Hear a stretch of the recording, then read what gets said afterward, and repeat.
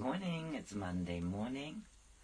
It is the 3rd of July 2023, and I'm reading out of Life as Carola. She was a life, or it is a life of Joan Grant, who was a writer of far memories, her own far memories. She lived 1907 till 1989, and this book, in this book, Carola, is born on the 4th of May, on the 4th of May, 1510, and she was the illegitimate daughter of Lord Griffin. She was banished from the house. Her mother was killed in the Battle of Perugia, and we are now at chapter 11, and this is the second part of chapter 11. She is now in her teens, and it is entitled Love Potion. After we had moved on to the next town, I noticed that Lucia seemed wrapped in a strange excitement, and at first I thought she had found another lover. The inn where we stayed was small and overcrowded, and Lucia and I shared a little room which overlooked the stable yard. The floorboards had shrunk, and when the mules were picketed below us, the acrid smell of their urine and the fretting of their hooves on the cobbles kept me awake. One day a mule train stopped there soon after daybreak. Lucia was still sleeping. A fly crawled across her face, but she did not disturb her.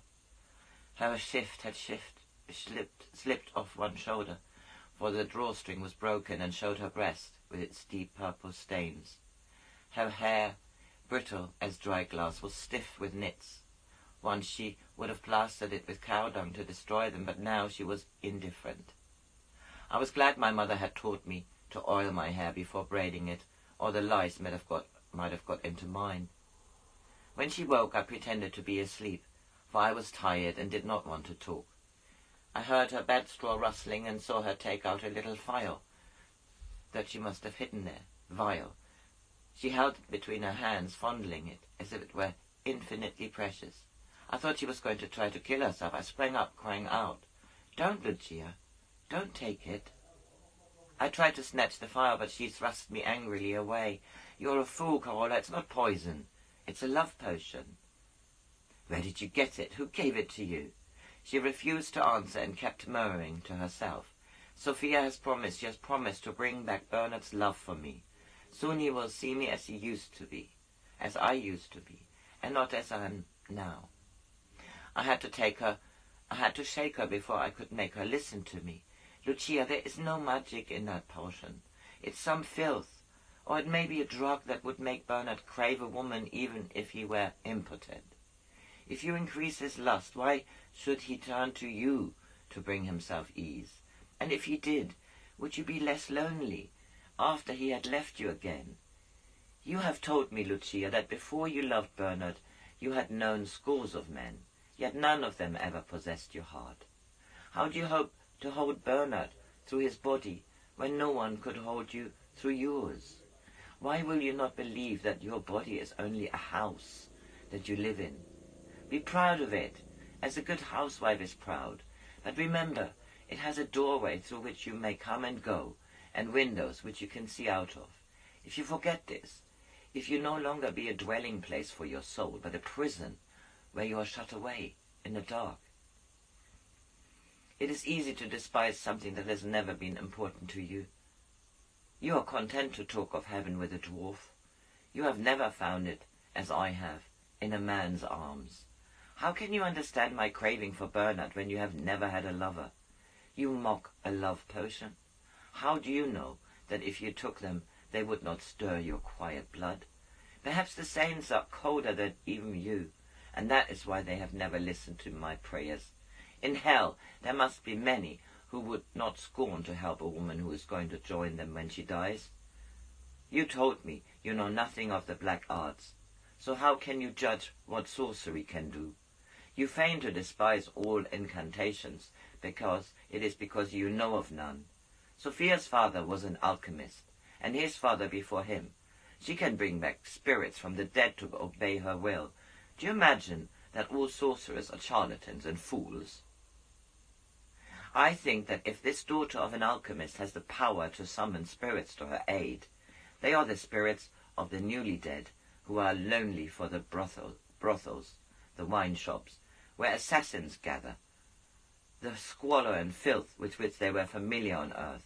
Think of the faces of the men we see watching us when we play, and the faces of the beggars and the lepers, and of the pestilent princes who ride through the streets. It is their kind who are the confidants of wise women and sorcerers. You would not have listened to the counsel of such people when they lived. Why would you listen to them because their bodies have died? In our struggle for the file, the pallet cover had fallen off. Sitting huddled in the dirty straw, Lucia looked like a madwoman as she spat out, "Do you dare deny all powers to Lucifer?" It seemed impossible to reason with her, but I said, "I think it is true that before he became a prince of darkness, Lucifer had first to become an archangel, and he who has been an archangel must keep his powers, his rare nobility even when he leads the horde of the shadows. The little sorcerers who call upon Lucifer have no more the right to claim his protection than has the fat cardinal of Spezia to claim the protection of God. There was a time, Lucia, a time on this earth, through perhaps not in this country, where the truth I try to tell you would have seemed no madness, no hearsay, but so natural they hardly called for speech. Now men are always supplicants to some outside power, for they have forgotten their own godliness. They pray to saints or try to invoke demons, but they do not look into their own heart for truth. People have come to fear God. I think they fear him more than they fear the devil. They have been told for so long that they are sinners, that all earthly pleasures are sent to lure them along the path to the burning pit, that they feel a greater fellowship with the Prince of Darkness than with the Lord of Hosts.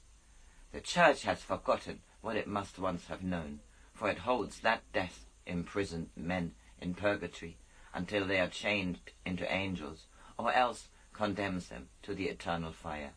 I feel as though I had always known that our time on earth is very long, that there is no hell through the gates of heaven are not reached by one death, perhaps not by 1,000 deaths, and men do not go into purgatory when they die, but when they are born. The next chapter, Lonely Valleys. When I saw that nothing I could say would prevent Lucia seeking out the alchemist's daughter, I went to Petruchio, for I hoped he might give me some power of speech by which I could prove to her that to follow the path of sorcery would be to leave the causeway and walk in the mire. I said to him, "Petruchio, when I tell Lucia that during sleep the soul leaves the body, she looks at me as though some fever had entered into my blood. She denies the truth of her spirit, and yet believes in strange satanic powers. It is as though she could hear bats, as though the shrill squeak of those flying shadows of the night were loud in her ears, and yet was deaf to larks when they made the air tumultuous with sound. She listens for the whispers of demons and hobgoblins, but when the angels come to cherish her, she armors herself against their comfort. Whence came this knowledge that is within me? This knowledge that I cannot share with Lucia? I hear an echo of an ancient wisdom, an echo that I follow through the lonely valleys, longing to see him whose voice brought it forth from the silence. I am tormented by this longing to hear what I have once heard, to see those visions for lack of which my eyes are blind with tears. Long ago, far away, truth lifted her veil and smiled on me. She took me for her pupil and gave me a part to speak in her great comedy. Or was it tragedy even in that time? Now, though I search for words to find Lucia's heart, she will not listen. What can I do, Petruchio? Though I, too, have some knowledge of the past, I cannot tell you what road you followed to reach our meeting place. But this I do know, that within you there is much of heaven. I am like a man who on a dark night can see a light shining in the distance. I do not know nor do I care whether this light shines from scented taper or from consecrated wax, whether it is held in the hands of a bride or burns serenely beside a bier. I can only say that the darkness in which I walk is lightened, and that I will always follow where it leads. Why are people bemused with devil's breath? They see his vapours in their ills, his curse in their misfortune, even his favours in their prosperity. Why do they hold this liege to Satan? When God and his celestial company have so few servants here to tend their lamps, the world is dark, and little evil once grew bold in darkness. The bat, the owl, the black rat, and the toad are brave as lions and eagles when the sun has hid herself away. If there were men of wisdom, clear-eyed and silver-tongued to guide us, then it would be as if the gods themselves were here. Satan would fall before St. Michael's sword, goblins would flee from nymphs, witches from cherubim, roses would climb where now the ivy creeps and golden poplars crown the cypress slopes. What of the sorcerers and the alchemists, Petruchio? Would the earth gape to plunge them into hell? I think most of them would be unchanged, would still be men without power either for good or evil, who follow their trade of mixing the noisome brews by which a foolish woman tempts her love, would still be guileful rogues, cheating the simple minds who can be bewildered by their words. But among them might be some who had received the sable accolade from Lucifer, and these would follow him into his stronghold of the underworld and there stand siege, until men let the torches scatter on the wind, and he could again ride out upon the earth. And what of the witches? Are they all kin to sorcerers? Some who are called witches or heretics would once have been hailed as priests, for they try to bring a light into the world, and they cherish their small flame, although they know it may kindle the pyre on which they burn. Is that why Lucia is frightened when I talk to her? Is it because she fears I may be declared a heretic? People are frightened of what is beyond their compass of their understanding, and I think she's not frightened for you, but of you, and it is my fear for you, Carola, that will bring you most of a happiness in this life, is that when you open your heart, you will not see love in the eyes of those who listen to you, but fear. Why should they fear me when I tell them that sleep is an awakening, when I tell them that death is not a gaunt stranger but a friend? It is easier to hate than to love. It is easier to be afraid than to have courage. It is easier to disbelieve than to learn and earn wisdom. When we are walking in the twilight, our eyes become accustomed to it, and we can see the road we follow. But because we cannot see very far, if there is a chasm on the side of the road, its depth do not call to us. If we try to walk in the same twilight after our eyes have been dazzled by staring at a flame, then we are bewildered by the darkness. That is why many people are afraid of the light, because they know that after they have seen it for a little while, the shadows grow more somber. Once they have found it, why can they not stay always in the light? For a short time we may live in the light of another, and our own darkness is made luminous, but to all of us the time comes when we must kindle our own flame. We must shield it between our hands, though it may burn our flesh.